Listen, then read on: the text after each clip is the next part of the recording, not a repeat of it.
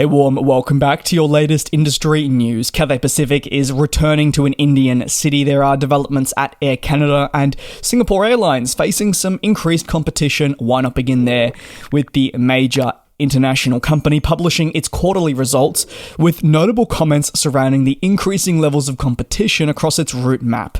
The airline's half-year net profits dropped by an almost staggering 50% to USD 561 million between April and September, down from the rough billion-dollar net profit that it recorded 1 year prior. Demand does continue to be a highlight for the company as it sees pretty fantastic levels of bookings across its network and looking into the future. While this remains unchanged year over year, so say it doesn't have to be concerned that people are now not flying. If anything, other avenues are of greater concern. Expenses did rise quite a bit with a 14.4% increase across the board. Singapore Airlines cites that the fluctuating nature of fuel prices alongside other investments that it was required to make and just general expenses rising in categories out of its control has really contributed to this. Singapore Airlines is not the only airline that is seeing its expenses rise, so it shouldn't necessarily be alarming that we're seeing these increases. Basically, every airline is seeing those rise. It is really how you can find the optimal balance, which maybe for some is maybe harder than thought. And again, to reiterate, this is definitely an industry-wide problem that airlines are being forced to navigate. If airlines do, say, struggle to find that optimal balance, they often will slip away from maybe the profitable nature that they would have once intended or even expected. Singapore Airlines is now publicly warning that we should expect to see struggles around the maintaining of profitability for the long term. While expenses have been rising equally, greater competition has impacted Singapore Airlines' typical performance on a monthly basis. Load factors did drop by over 2 percentage points year over year.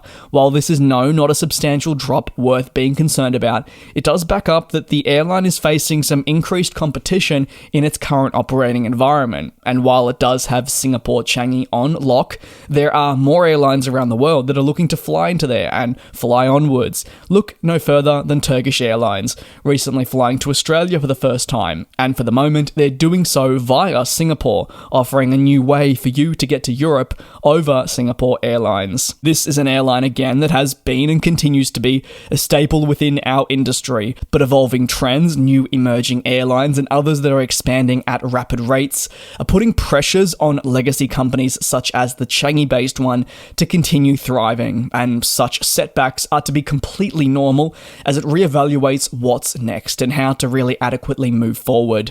Travel demand, however, is certainly not slowing down, and airlines away from Singapore have recognized this and jumped on the opportunity to secure additional aircraft to expand their route network, which again attributes to why Singapore Airlines are facing those increased levels of competition. And as such, we now have more pressure on selling seats and prices and recording all those profits at the same time. While revenues for most operators are reaching record levels, again, I can't reiterate enough, it's the balance that is going to continue being talked about. As for Cathay Pacific, and I guess staying within Asia, they've announced another landmark development for the continued rebuilding of their international route network, with the resumption of flying to a major city. That's right, in 2025, will bolster its overall presence in India through the relaunch of flights to Hyderabad. For the 2025 summer season, the Hong Kong-based airline will actually offer a staggering 43 weekly return flights across 5 of the largest Indian cities present. This substantial number is up from the 31 passenger flights to 4 destinations that it currently offers. This figure will increase to 39 by March next year, and then with the addition of Hyderabad and more, by September there will be 43. Recommencing on the 30th of March 2025, the airline says it definitely remains committed to enhancing overall options to cities right across India. With the restoration of service to this city, it's an important pillar of that commitment. Cathay will utilize its A330-300 aircraft on the flight, with initially 3 services per week to be offered. Those A330s are configured to seat business and economy.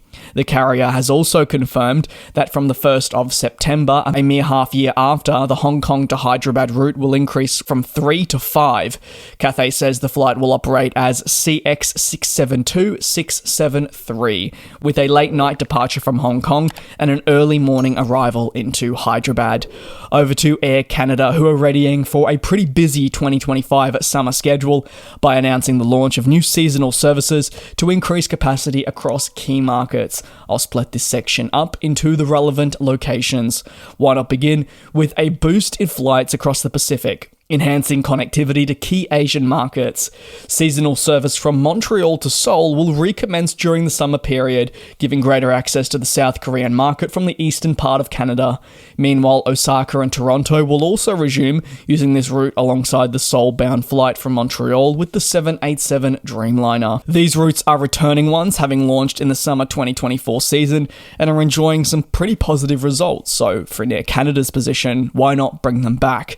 It means that they can resume flying to these locations once more, offering greater connectivity. Air Canada is also looking to enhance its European network through the new and restored flights from Montreal to Naples and Porto, with Toronto and Prague as well. The flag carrier further confirmed it'll resume flying to London Heathrow from Ottawa and restore Toronto to the Port of Spain flights for year-round travel rather than on a seasonal basis. Capacity will be added between Toronto and Stockholm, while increases will be felt between Toronto through to Madrid and Paris for the major international airline. Added frequency will also be offered to Rome and Athens, with 3 flights per day. Air Canada is placing a real big emphasis on using its multiple hubs across Canada to foster as much connectivity as possible for its customers, with flights at all times of the day. And don't worry, it's not just the Pacific and Europe that are seeing increases. Trans-border connections are always going to be of paramount, with the hope to launch new routes and upgauge services, one of those being Vancouver to Nashville, operating thrice weekly. In addition to this, Montreal will get increased connectivity to Cincinnati, which will complement Toronto to Ohio flights. Moreover, Toronto will be the focus further, as it becomes the only company to serve non-stop flights between Canada and Jacksonville, with service going through there. As part of the overall expansion, Air Canada will actually offer a staggering 160,000 weekly seats to the United States as part of a major ramp-up of service across the peak summer season. Trans-border connectivity, again I'll reiterate, remains one of their most important business elements, and as such, it remains very much committed to finding ways to elevate market share in what is a hotly contested seat market. Frequency increases will occur during the summer, with greater flying to Boston, Tampa, Dallas, Fort Worth, and more. Meanwhile, Montreal will see extra flights to the likes of Denver, Raleigh-Durham, Tampa, and so forth, all these being precisely calculated to use their assets in the best way possible.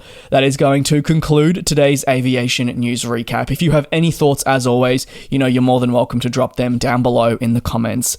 Take care, be safe, and until next time, I'll see you then.